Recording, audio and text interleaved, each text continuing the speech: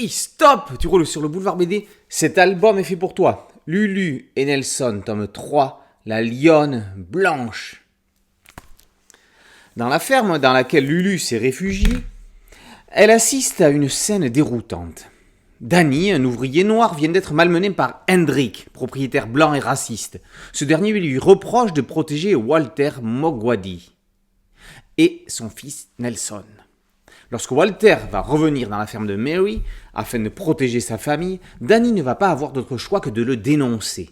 Alors que Walter vient annoncer un soir une bonne nouvelle pour l'avenir du pays, Hendrik vient jouer les troubles fêtes.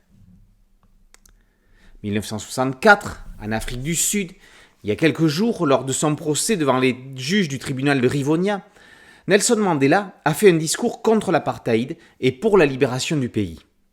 Il a été arrêté et encourt la peine de mort. C'est dans cette ambiance que vit Lulu, la petite Italienne venue voir des lions en Afrique du Sud. Walter vient rapporter que le Conseil des Nations Unies a condamné le procès de Rivonia. La lutte porte ses fruits. Il pourrait y avoir des sanctions internationales contre le régime politique en place. On sait qu'à l'issue du procès, Mandela écopera de la prison à vie et qu'il devra attendre 1990 pour être libéré. Mais ça, c'est une autre histoire.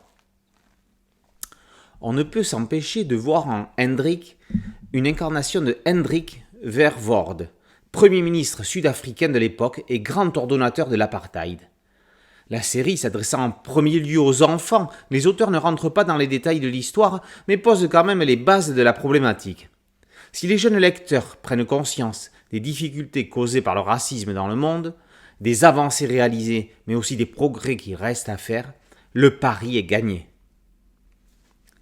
Après le succès des carnets de cerises, cette fois-ci sur scénario de Charlotte Girard et Jean-Marie Aumont, Aurélie Néré clôt une deuxième série à succès.